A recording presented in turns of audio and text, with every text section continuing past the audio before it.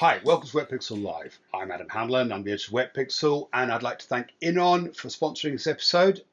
Inon produces a range of very reliable and effective strobes, as well as accessory lenses and torches and lights. So please head on over to the website to check out what they're up to, and we'd like to thank them for sponsoring this. Also, I'd like to introduce Alex Mustard. Hi, Alex. Hi, Adam. Good to be here. How are you doing today?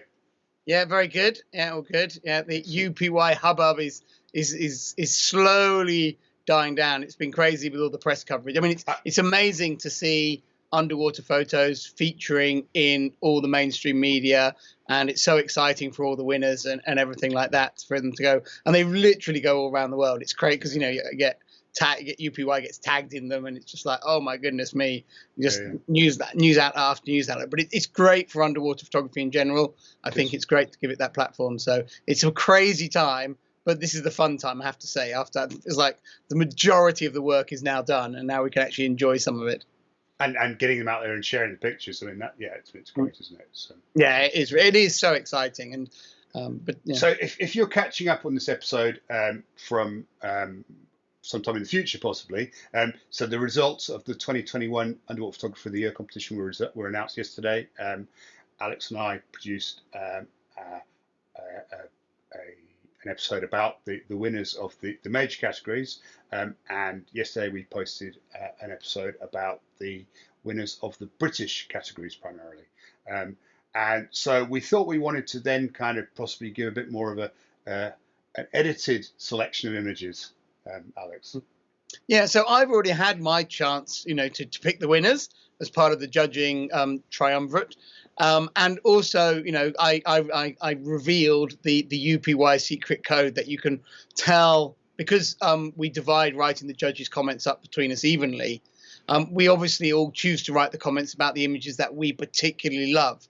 So you can always tell the images that I particularly love in the yearbook because I'm the one who's writing the caption for them, and the same with Martin, the same with Peter. So you can see, you know, my favorites from the overall results, and you can see my particular favorites from the judges' comments. So I thought it'd be a great opportunity to ask you, Adam, to pick out some of your highlights, because I know every photographer, when they go through the UPY yearbook, you know, the fun of it is actually then rejudging the selection and saying which are my favorite pictures. So which are yours? Well, it's like a child with a box full of sweets, really. There's so many wonderful things, very hard to choose. But I mean, obviously, the obvious one to start off with is Renee's winning image. You know, I think that there's every time I look at it, I see more in it, and I think that both the technical mastery of the way it was captured and the number of elements that she's combined to create the image,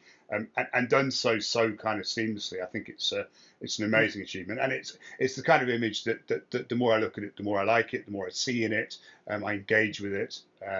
It's, you know, it's got impact, it's got pretty much, well, it's got everything really that a winning image of this type of competition should have. So yeah, and I was saying that about it when we talked about it straight afterwards, how it's an image that, you know, really stands the test of time. You know, it's not just an instant wow, it really grows on you. And it's great to hear you, you know, say that in your own words, because it was certainly something we felt in the judging is, you know, in the first few rounds, because we did a lot of rounds in UPY, it's like, that's definitely going through, that's definitely going through. And then when it gets to the detail end, you're going back and looking at it again, and you're just seeing so much more in it and just falling more and more in love with it. So yeah, it's great to hear you say that. I think possibly it's relatively easy to create an image with big impact. You know, get a charismatic subject, stick in the middle of the frame and shoot it well, it's got impact. But to get one that continuously engages you, and, you know, every time you look at it, you get more from it, that's a much more difficult thing to achieve. And I think that really does achieve it in a very, very dramatic way, in a very impressive way. I'm going to move on. This is my sort of edited highlights. So I was going to move on to an image that we haven't discussed on any of the other episodes, and that'll be true probably quite a few of the images.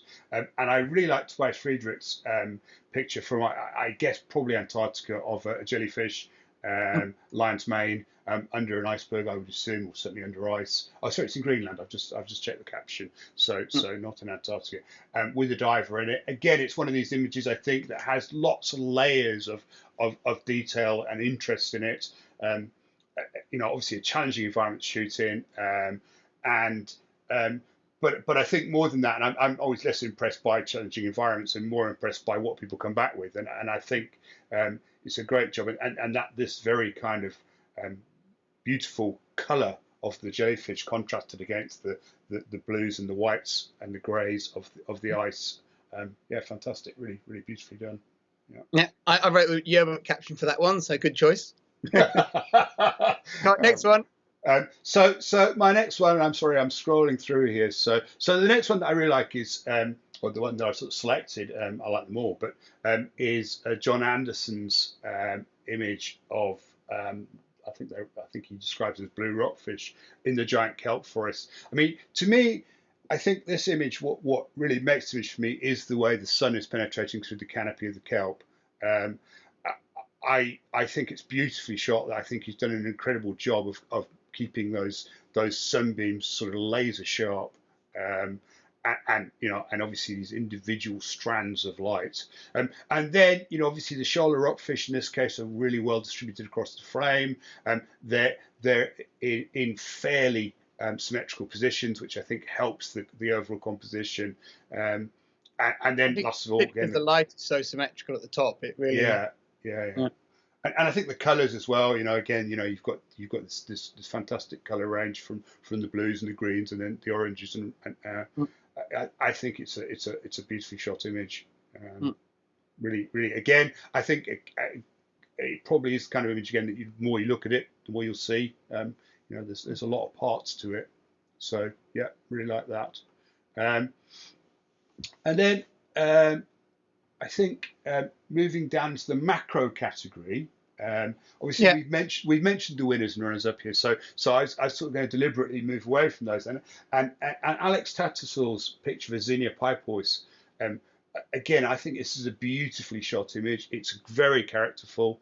The expression on the actual pipehouse itself is fantastic, but then combined with this sort of beautiful textures that he's captured around it in the environment that it's in. It's placed the animal in the environment. There's nothing distracting you from the pipehouse. I think it's a really clever and beautifully shot image. I like the golden background that he's created, I assume, by using a super macro lens. It's a really nice image. Yeah, no, I agree, and I wrote the caption for that one as well. So just comments. Good. And then something slightly different, again staying with the macro category, is Victor Lagushkin's picture of the sea angel. And these get photographed quite a lot. They're quite a kind of iconic species. They're not hugely rare, but I think this is a clever picture in the way that he's used. Obviously, he's used snells, he's used the sun being low in the sky, and then used the diffraction of the light beam to create these colours in it.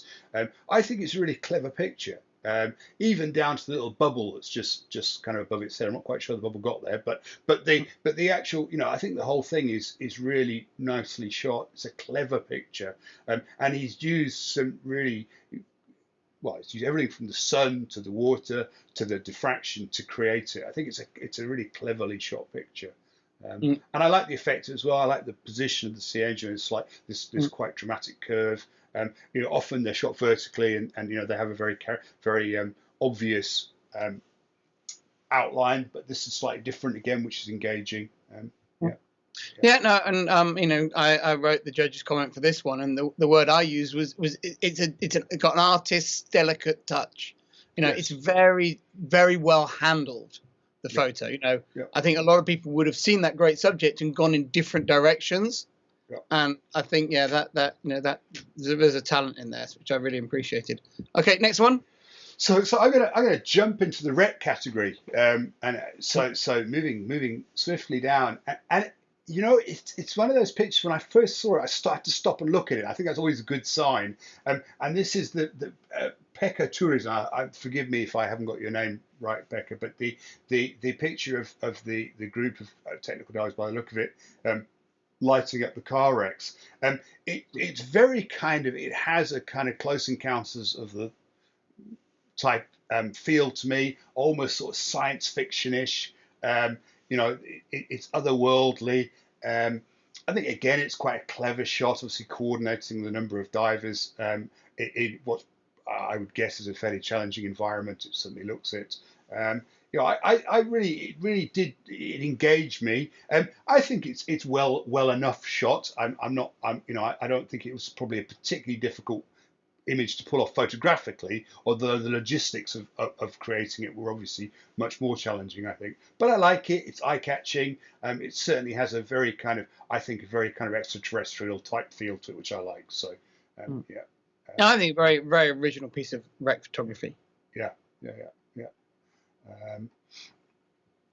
And then I also like, and it's Pekka again, and again, forgive me if I just mispronounce your name again, but the picture of the DS Terrafjord, which is a clever use here of the way that the wheel has been backlit to draw attention to it. We've got this hull which is fairly obviously a wreck, but isn't particularly exciting. But then by lighting up the wheel, it just gives this whole dimension to it. It lights it up as a shipwreck. It shows it as a shipwreck, and I think that's a really clever use of lighting here. Again, obviously in pretty photographically challenging conditions. So yeah, very nice. Yeah, and Pekka is a very regular winner in UPY. He's picks up several awarded pictures every single year. So yeah. They're always innovative, different. He's someone who shoots his own way, and I think always produces really memorable shots. Which I think is a real, in many ways, in terms of competition success, having that distinctive style that is different from other people's will always allow you to achieve good results. It stopped me as much as because of the scene. So the Gallis Horrors picture of the wolffish in its nest. To me, it's an incredible picture of an iconic species. I didn't actually really know up until now they did nest. It wasn't something I was particularly aware of. Obviously, with its eggs, and I think it's a great picture of a very iconic species, and it shows. Obviously it's not unique behaviour because it's something that wolffish do all the time, but it's not, as far as I know, it's not a well documented behaviour. So the image itself is nicely shot. Everything's sharp. It should be sharp.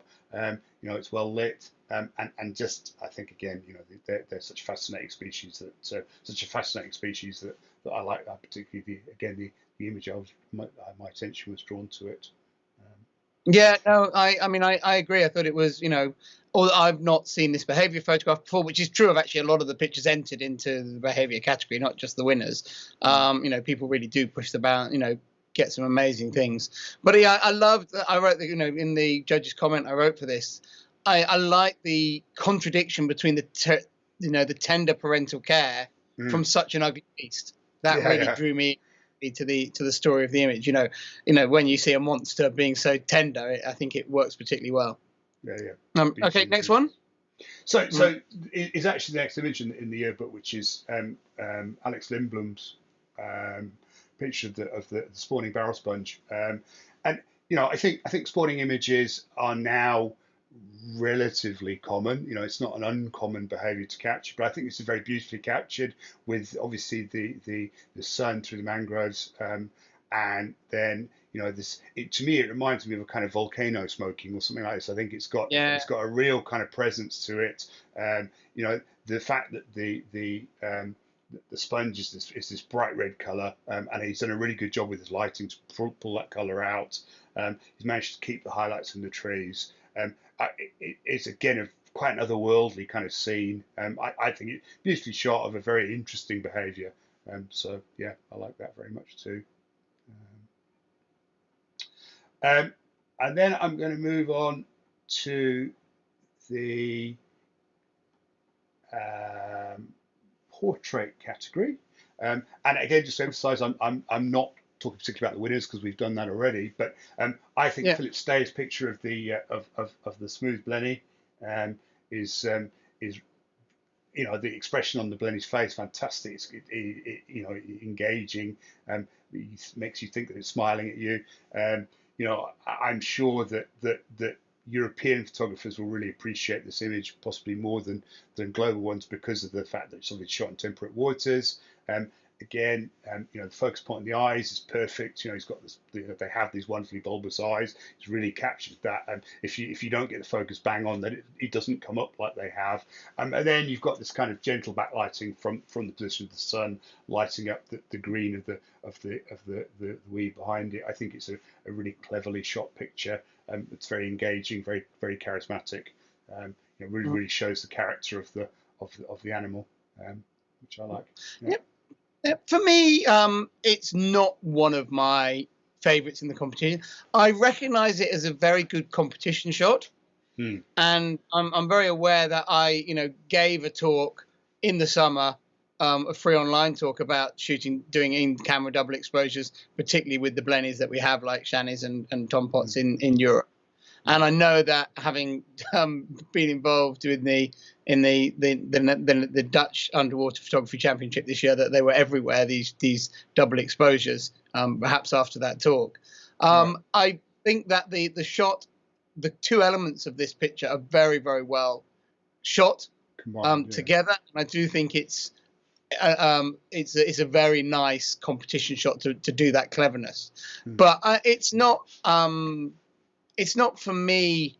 It doesn't quite work for me as well as it did for the other judges. This particular one, but yeah, but I still like it. I mean, if I didn't like it, I would have argued its way out of the top 10. But I think it's always I think this particular one, it doesn't work for me as well as it worked for the other judges, I think. But Peter and Martin were very convincing in their love of it, and therefore I was convinced in the judging. And my next choice is another double exposure, which is Noor Tucker's Seahorse, where she's created light painting patterns around it. I mean, I think she's correct in saying that combining the two is a relatively, it's not a new technique, a relatively underused technique, and I think it creates quite a dramatic effect. I'd certainly like to see more imagery with this effect. I think it definitely has potential to do other things, but I think the way they've been combined in this instance gives this. It makes the portrait of the seahorse into something very different, and I like that. I think it's cleverly done.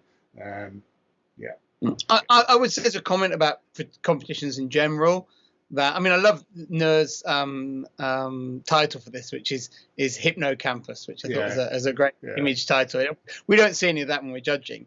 I have to say I thought that perhaps the light trails were created out of the water when we were judging. And I was really pleased when I read her caption afterwards that actually she made those light trails in a swimming pool, because I was aware that that she hadn't done it at it's a completely different scale to the seahorse. So it was clearly done at a different time in a different place. All that said, I think it is a very, very special image. I think though, although you say there's a lot more potential in this, I agree. But I know from judging competitions, we'll probably see a lot of very copycatty images of this in the years to come. And people might, raise the bar a bit and get awarded again for raising the bar on it. But, the first person to debut something like this tends to, get the big plaudits. So, it's I think it's a great photo. I think the creative vision, the actual idea of creating this is really something that, she's had it obviously in her mind's eye that this is what she wants to do, and she's gone out and find a way of doing it. And I think that's to be commended. I think it's absolutely. It's idea. Absolutely. And sorry, I'm now scrolling again. So moving on to black and white, and there's lots of images here that I really like. But I think the body of water by James Rocott, which is the picture of what I assume was I'm just reading the caption. So synchronized swimming. Synchronized swimmers. It has a certain amount of comedic kind of element to it. But I also think it's very cleverly shot. The way that obviously the reflection has been used to create this. Over half the frame is actually completely blurred. I think it's a really clever image. And I think certainly that it's engaging, and it certainly draws you in, and you go, what's going on here? It's really nice. I really, really like this picture, and it's not that high. I mean, it's highly commended, but not very highly placed. And it wasn't what it's not a picture that I'm aware from the other judges. It's not a picture that works for everyone. But I was really drawn to this picture. It reminds me a little of, although it's in black and white and not in color, it reminds me a little of the work of Martin Parr, who's a well-known sort of cultural photographer, photographs a lot of people and things. Just because of that comedy, that observation, and given a really classy twist by that use of the reflection. I think it's such a strong image and idea. I would like to see it better pulled off. Yeah, I agree. The realism to this picture, because it's obviously just the practice session, but I think that the idea could be even better with a few small details greatly improved. I comment in the judges' comment that it'd be great to see them actually wearing their kit for the actual performance, and that would, I think, would help the reflections in the center of the picture.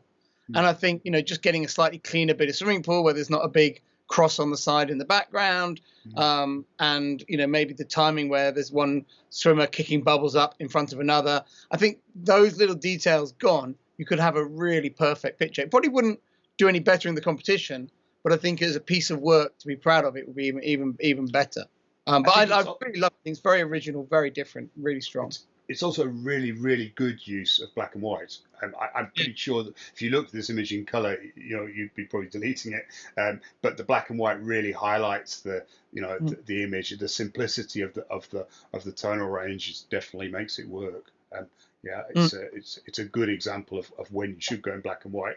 And in many ways, I think possibly Wayne Lye's picture from the sardine run of the I think it's a copper. I can't see it from here. That attacking the bait ball. To me, I think probably this is probably an image where black and white has saved it. I'm pretty sure in color it probably wasn't. It wasn't, and particularly obviously given the fact that the right hand edge of the frame is fairly blown, but the actual curve, that elegant curve of the sardines as the shark moves through the bait ball really makes it for me. I think it's I think that the position of the shark and the composition of the image, that's what I'm trying to say, is amazing. I called it Pac-Man to him on Facebook. Yes, yeah, which is kind of, I see that. And moving into staying with black and white for a minute, Martin Brun's pictures from Cenote Zapote in the Yucatan, the Hell's Bells, which are created by bacteria rather than most cave decorations, rather than created by calcium deposits. Really clever use of the backlighting, creating the mirror image of the Hell's Bells with his lighting was a really inspired, I think it's a really inspired kind of technique. You've got the bells hanging down, then he's got the lights pretty much hanging with the same sort of cylindrical dome-shaped configuration. I really like it. Yeah, I really like it too. And I wrote the judge's comment again. And one thing I commented on the judge's comment is I don't think the bubbles help this picture much. No, I think I agree. Yeah. So otherworldly, I think it would look better without them. Yeah, and he's probably got that frame because I imagine he took more than one frame of this. Yeah. And I actually think the bubbles in this picture place the picture underwater, whereas actually I think it would look even better almost without the bubbles. Yeah. Okay. Yeah, next. I think I agree. I think the bubbles are probably a distraction. Gosh, I keep looking at images and think. So then the winner of the compact category, which we haven't discussed the winner of the compact category, is Jack Berthomier, which obviously the first thing about this picture for me is the color palette. You've got this amazing kind of greens and oranges in both, obviously the leaves, which the animal is swimming around, and the fish is swimming around, and then obviously in the reflection as well. I think it's a really clever use of color here. The fish itself is well framed and it's nicely focused, but it's not particularly exciting in itself. But once you put it into that environment, it does look amazing. The lighting, I think, is absolutely fantastic. And it's obviously mostly sun, but there's a lot of flash fill on there. And according to his caption, it's all lit with the internal flash, which I find almost impossible to believe. But you know, I've got, you know, so it must be just the sun is just beautifully handled, so it's very impressive. Yeah, it is. Yeah, if that, and the internal flash must be what's picking up the silver on the fish. But yeah, I mean, I think it's a very clever image. And again, you know, just showing, you know, this is shot with an RX100, which is no slouch when it comes to photography. But equally, it's not a big SLR. You know, it's a relatively small compact camera. It's a very small compact camera. And the a similar example with Olympus TG4. So is Manbidi, picture of a rainbow goby. You know, again, it just captures exactly what these things are about. You know, they often do hide away in little holes and stuff like this, and by having the smaller camera, he's managed to get it in close and to capture this. You know, again, the eye is beautifully pictured, and he's using continuous light with this, so the eye's open, which is nice. Yeah, I think it's a really nice study of you know, a very cute kind of species, really. Yeah, no, I'm a big fan of, you know, people pushing the boundaries with these compact cameras. I think perhaps more so than some of the other categories. You know, I like to see, you know, the compact photographers, you know, doing more with their gear. And, you know, I think perhaps in the open macro category, I would be, I'm not the biggest fan of this very, you know, multicolored lighting, creating this kind of, you know, he's in a nightclub effect. But I think within the compact camera, in terms of a big part of that category is showcasing what can be done with relatively basic equipment. I tend to really go for that type of more, you know, interpretive photography. And I think my final pick, I could go on for all day, but I'm not going to. So will be SJ's picture from Mexico called Tying In. It was the winner of the up and coming underwater photographer. So what does that mean, Alex? What's that category? What's that award? Sorry. So the you know, UPY is about celebrating the very best underwater photography in the world. We're not a competition that has endless subdivisions of categories, you know, to get more and more people entering, you know. So there's a category for if your name begins with A and you shoot with a micro four thirds camera, and you know, etc. We have we have open categories because we want the very best people to enter them, but we do really look to encourage new talent in underwater photography. So we have a dedicated category for photographers who have not had pictures published regularly, have not won competitions before, to enter, which is called the up and coming category. And the winner of that category gets the award, the up and coming photographer of the year 2021. And SJ is actually, you know, and we've had, you know, SJ sort of follows on from Anita, who won it last year. So we've had 2 female winners in 2 years. We also have an award for the most promising British underwater photographer, which is a long running award, which goes to anyone who's a British photographer who marks themselves as a beginner within any of the categories of the competition. So all those pictures get piled together and we choose a best of them. And SJ won both those awards, the first time anyone's won both of them together in the competition with this particular photo. So it's it's a double award winner and a category winner in this upcoming category winner, but you automatically get the up and coming award for winning this category. It's I mean, the image itself, obviously, it depicts 2 cave divers doing what cave divers do.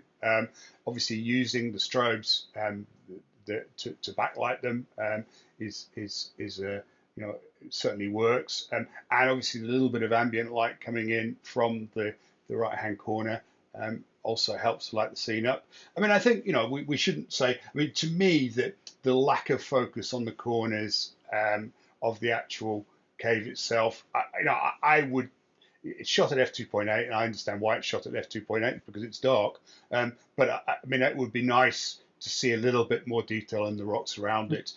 I think the fact that you've got all the light and the divers, the action that your eyes draw towards is in the center of the frame. You tend to probably ignore the rocks on the sides. But you know, overall, I think it's a lovely image.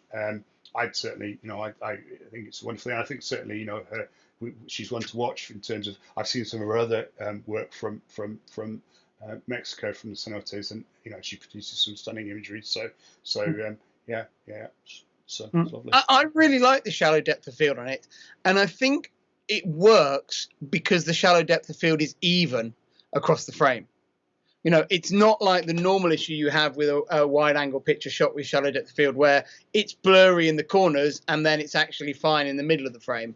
I like the fact that actually the whole foreground is blurred. And I think that actually allows the shallow depth of field to work in this particular frame. And it makes the cave feel more imposing and makes the divers feel like miniatures almost with the shallow depth of field. And I think that for me gives it a really fresh look. And it's definitely something that we look for in this category. We don't tend to typically award pictures which are a classic picture done brilliantly well by a newcomer. What we want to see in the newcomers is people bringing something fresh to underwater photography. And this feels like, it's a very technically, in the caption I wrote for this, it's very technically accomplished, but it also has that freshness of vision, which I think adds that extra layer of polish. It doesn't look like every other cave photo, which I really like. Yeah, so it's different. Yeah.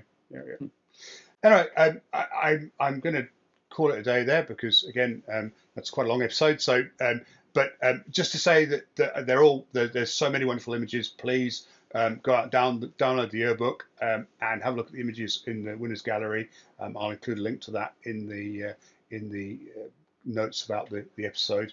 So please click on the link, have a look around. Certainly inspirational, something that will keep you going through these days when we're possibly not diving as much as we might like to. So thank you very much, Alex. You're welcome. And obviously we look forward to UPY 2022. And I'd like to thank our sponsor again, which is Inon, for providing us with the tools that or some of the tools that we can use to create this wonderful imagery. I'd like to thank you all for watching. Please feel free to add a suggestion or comment to the comment section and drop us a like if you enjoyed it. Thank you very much. I look forward to seeing you again soon.